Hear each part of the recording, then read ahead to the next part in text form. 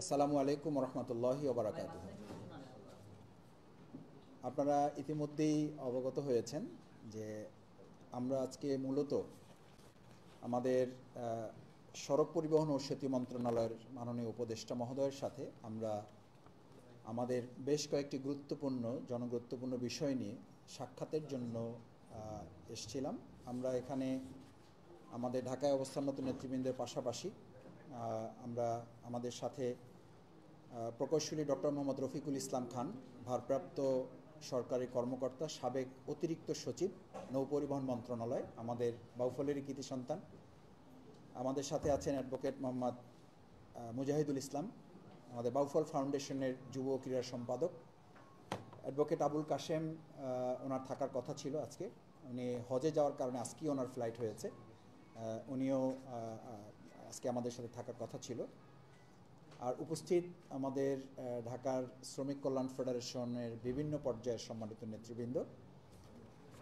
আপনারা জানেন যে আমাদের আজকের মূল বিষয় ছিল আমরা আমাদের পটুয়াখালী জেলার বাউফলের বগা সেতু নির্মাণের ব্যাপারে আমরা আমাদের সম্মানিত উপদেষ্টা মহোদয়ের আরেকটু দৃষ্টি আকর্ষণ এবং তার বিশেষ সহযোগিতার জন্য আমরা এখানে এসেছি। সেক্ষেত্রে আমি যে বিষয়গুলো এখানে আমরা ওনার কাছে তুলে ধরেছি সেটা হচ্ছে যে দেশের দক্ষিণ অঞ্চলের গুরুত্বপূর্ণ জেলা পটুয়াখালী, বাউফল উপজেলা, বরগাঁ, ফেরিঘাট, বর্তমানে 4টি উপজেলা। আপনারা জানেন বাউফল, দশমিনা, গলাচিপা, দুমকি, প্রায় 15 লাখ মানুষের যোগাযোগের একমাত্র মাধ্যম এটা। সেখানে ঢাকাসহ জাতীয় মহাসড়কে সরাসরি সংযুক্ত হওয়ার জন্য বগা ফেরিঘাট পারাপার অত্যাবশ্যক। বর্তমানে শুধুমাত্র ফেরির মাধ্যমে পারাপারের ব্যবস্থা থাকায় চরম দুর্ভোগ পোহাতে হচ্ছে বিভিন্ন সময় স্থানীয় জনগণকে। আমরা এখানে যানবাহন এবং হাজার হাজার যাত্রী দীর্ঘ সময় ফেরির জন্য অপেক্ষা করতে বাধ্য হন। বিশেষ করে বর্ষা মৌসুমে যখন নদীতে প্রবল স্রোত ও দুর্যোগপূর্ণ আবহাওয়া, ফেরি চলাচল ব্যাহত হয়, ফলে যোগাযোগ প্রায় বন্ধ হয়ে যায়। সেতু না থাকায় অসুস্থ রোগী, গর্ভবতী নারী এবং দুর্ঘটনা কবলিত ব্যক্তিদের জরুরি ভিত্তিতে হাসপাতালে নেওয়া সম্ভব হয় না। চিকিৎসা সেবা ব্যাহত হয়, ফলে প্রাণহানির মতো দুঃখজনক ঘটনাও ইতিমধ্যে সংঘটিত হয়েছে। বর্তমানে কৃষকরা তাদের উৎপাদিত ফসল, পণ্য সহজে বাজারজাত করতে পারেন না, ফলে ন্যায্য মূল্য থেকে তারা বঞ্চিত হচ্ছেন। ব্যবসায়ী পণ্য পরিবহনের সাধ্য সময় মতো পৌঁছাতে না পারায় বড় ধরনের আর্থিক ক্ষতির সম্মুখীন হন। শিক্ষার্থীরা, চাকরিজীবীরা নির্দিষ্ট সময় গন্তব্যে পৌঁছাতে ব্যর্থ হন, যার ফলে শিক্ষা ও সরকারি কার্যক্রম ব্যাহত হয়। বিশেষ করে দুমকি উপজেলায় অবস্থিত পটুয়াখালী বিজ্ঞান ও প্রযুক্তি বিশ্ববিদ্যালয়ে যাতায়াতের ক্ষেত্রে শিক্ষক শিক্ষার্থীরা চরম ভোগান্তির শিকার হন। এছাড়াও ব্যাংকিং লেনদেনের ক্ষেত্রে অনিরাপত্তায় ভোগেন, যেহেতু সময় মতো ফেরি পাওয়া এবং অনেক সময় আমাদের দুর্যোগপূর্ণ আবহাওয়ার কারণে এটা বন্ধ হয়ে যায়। সে আমরা যে সকল সুবিধা পাবো বলে আমরা উপদেষ্টা মহোদয়কে উল্লেখ করেছি যে 4টি উপজেলা বাউফল, দশমিনা, গলাচিপা, দুমকি থেকে ঢাকা এবং অন্যান্য প্রধান শহরের সাথে সরাসরি এটা যুক্ত হবে। আঞ্চলিক ব্যবসা বাণিজ্য, কৃষি উৎপাদনে নতুন গতি আসবে। স্বাস্থ্যসেবা, শিক্ষা, প্রশাসনিক সেবা গ্রহণের ক্ষেত্রে সহজলভ্যতা তৈরি হবে। পর্যটন শিল্প, আপনারা জানেন আমাদের বাউফল এলাকার সাথে সম্পৃক্ত, যেহেতু নদী অঞ্চল, এর সাথে কুয়াকাটা সম্পৃক্ত, এই সকল কিছু মিলে সম্ভাবনা বৃদ্ধি পাবে। বিশেষ করে পটুয়াখালী জেলার উপকূলীয় পর্যটন কেন্দ্রসমূহের সাথে যোগাযোগ সহজ হবে। জাতীয় অর্থনীতিতে দক্ষিণ অঞ্চলের অবদান উল্লেখযোগ্য হারে বৃদ্ধি পাবে। বাউফল, দশমিনা, গলাচিপা, দুমকি উপজেলার সর্বস্তরের জনগণের একান্ত দাবি অতি দ্রুত সময়ের মধ্যে বগা ফেরিঘাটে একটি স্থায়ী সেতু নির্মাণের উদ্যোগ গ্রহণ করা হোক। প্রসঙ্গত উল্লেখযোগ্য যে এটা আজকে উপদেষ্টা মহোদয় আমাদেরকে অবহিত করেছেন যে সাম্প্রতিক সময়ে চীনা সরকারের প্রতিনিধি দল স্থানীয়ভাবে ফিজিবিলিটি স্টাডি সম্পন্ন করেছেন এবং সরকার ও জনপদ অধিদপ্তর ডিপিপি প্রণয়নের কাজ করছেন মর্মে তিনি আমাদেরকে অবগত করেছেন এবং এটা সরকারের পক্ষ থেকে শুরু করা হয়েছে। আমরা দক্ষিণ অঞ্চলে উন্নয়ন, জনদুর্ভোগ লাঘব এবং স্থানীয় জাতীয় প্রবৃদ্ধির ধারাকে ত্বরান্বিত করার স্বার্থে পটুয়াখালী জেলার বাউফল উপজেলার বগা ফেরিঘাটে জরুরি ভিত্তিতে একটি স্থায়ী সেতু নির্মাণের জন্য মন্ত্রণালয়ের সদয় দৃষ্টি ও কার্যকর পদক্ষেপ গ্রহণ করার জন্য যত দ্রুত সময় পারা যায় সেই ব্যাপারে আমরা তার সহযোগিতা প্রত্যাশা করেছি এবং আমরা মাননীয় উপদেষ্টা মহোদয়কে ধন্যবাদ জানাই, তার প্রতি কৃতজ্ঞতা প্রকাশ করছি যে তিনি আমাদের এই বিষয়গুলোর সাথে তিনি একমত পোষণ করেছেন এবং তিনি আমাদেরকে আশ্বস্ত করেছেন দ্রুত সময়ের মধ্যে। ইতিমধ্যে আমরা চায়না সরকারকে অভিনন্দন জানাই যে তারা ফিজিবিলিটি টেস্ট করার জন্য যাদের টেকনিক্যাল টিম পাঠিয়েছেন তারা এটা করে এসছেন, এবং এখন তারা ওখানে একটা ক্যাম্প করে তাদের পরবর্তী যে ডিজাইন সেট করার জন্য কার্যকর পদক্ষেপ গ্রহণ করা এবং কি প্রক্রিয়া এটা হবে। আপনারা জানেন যে সেখানকার পানির প্রবাহমানতা টেস্ট করতে হবে, নিচের যে গভীরতা, সেখানকার মাটি বিষয়গুলো তাদের অবহিত হতে হবে। করার জন্য ইতিমধ্যে মন্ত্রণালয়ের পক্ষ থেকে বরিশাল জোন, যেটা অতিরিক্ত তত্ত্বাবধায়ক প্রকৌশলী, তাকে এ ব্যাপারে পদক্ষেপ নেওয়ার জন্য মন্ত্রণালয় থেকে অবহিত করা হয়েছে বলে মাননীয় উপদেষ্টা মহোদয় আমাদেরকে জানিয়েছেন। আমরা আশ্বস্ত হতে চাই যে আমাদের পটুয়াখালী জেলার বাউফল উপজেলার এই বগা সেতুটি নির্মাণের মাধ্যমে, এবং আপনাদের এটাও অবহিত করতে চাই, আপনারাও নিজেরা নিশ্চয়ই জানেন যে বাংলাদেশ চীন ফ্রেন্ডশিপ ব্রিজ এটা নবম হবে। বাংলাদেশে তারা 8টা সেতু ইতিমধ্যে নির্মাণ করেছেন এবং এটা নবম সেতু হিসাবে তারা কার্যক্রম শুরু করার জন্য উদ্যোগ গ্রহণ করেছেন। আমরা চীন সরকারকেও ধন্যবাদ জানাই, তাদের প্রতি আমরা কৃতজ্ঞতা জ্ঞাপন করছি। সাথে আরও 3টা গুরুত্বপূর্ণ বিষয় আমাদের আলোচনা হয়েছে।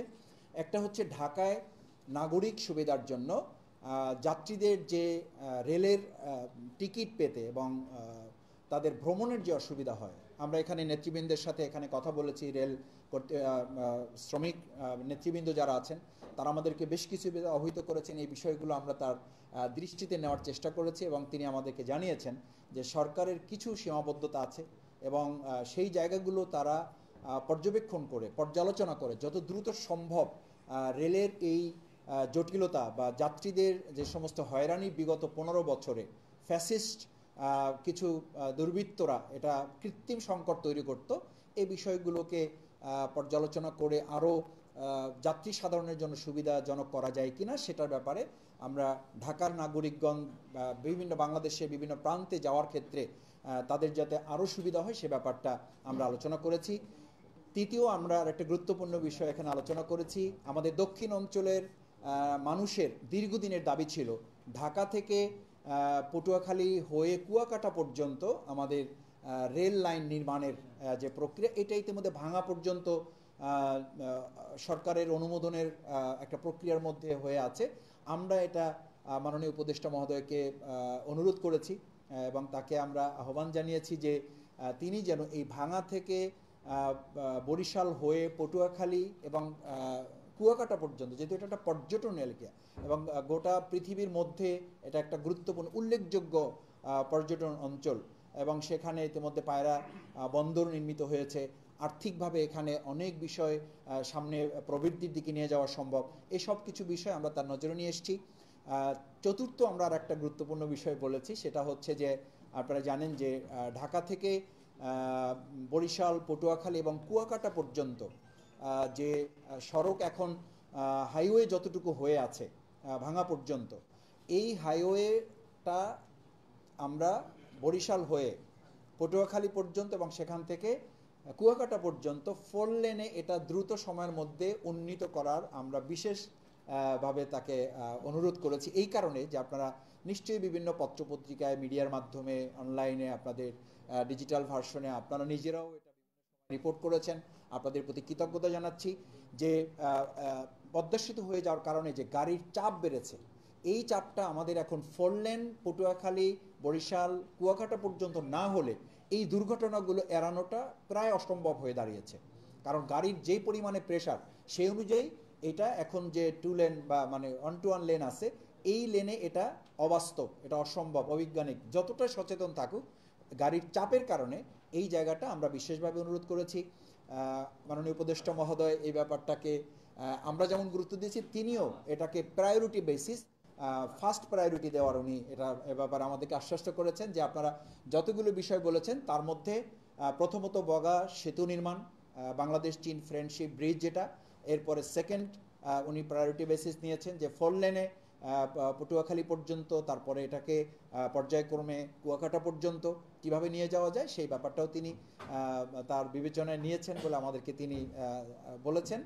আর সবশেষ আমরা তাকে ধন্যবাদ জানিয়েছি যে বিগত রেলের যে সমস্ত দুর্ঘটনাগুলো ছিল, অনাকাঙ্ক্ষিত বিষয় ছিল, যাত্রী সাধারণের হয়রানির বিষয়গুলো ছিল, সেগুলো অনেকটা লাঘব করে নিয়ে আসছে অন্তর্বর্তী সরকার এবং সরকারের মাননীয় উপদেষ্টা, সংশ্লিষ্ট উপদেষ্টা যিনি, আমরা তাকেও ধন্যবাদ জানিয়েছি যে ভবিষ্যতে বিশেষ করে সামনে যে ঈদুল আজহা আসছে, সেই ঈদুল আজহায় যেন বাংলাদেশের আমাদের ঢাকার নাগরিকগণ, আপনারা জানেন যে একটা উল্লেখযোগ্য সংখ্যক নৌপথের পাশাপাশি বিমান পথের পাশাপাশি সড়ক পথের পাশাপাশি বেশিরভাগ যাত্রীরা রেলকে চয়েস করেন, বিশেষ করে বাচ্চাদের জন্য, রুগীদের জন্য, তারপরে ফ্যামিলি সহ একসাথে যাওয়ার জন্য।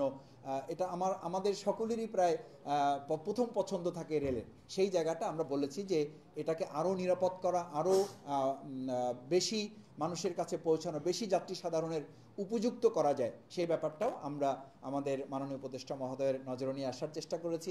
আমরা সব মিলে আমাদের কাছে মনে হয়েছে যে আমরা একটা ফলপ্রসূ এবং অত্যন্ত সৌহার্দ্যমূলক সময়ের মধ্যে আমরা আলোচনাটা করতে পেরেছি। উনি আমাদেরকে যথেষ্ট সময় দিয়েছেন, আমাদের গুরুত্বের সাথে কথাগুলো শুনেছেন, আন্তরিকতা দিয়ে আমাদের দাবিগুলো উনি বিবেচনায় নিয়েছেন। সেই জন্য আমরা আমাদের বিশেষ করে বাউফলবাসীর পক্ষ থেকে, আমাদের ঢাকাবাসীর পক্ষ থেকে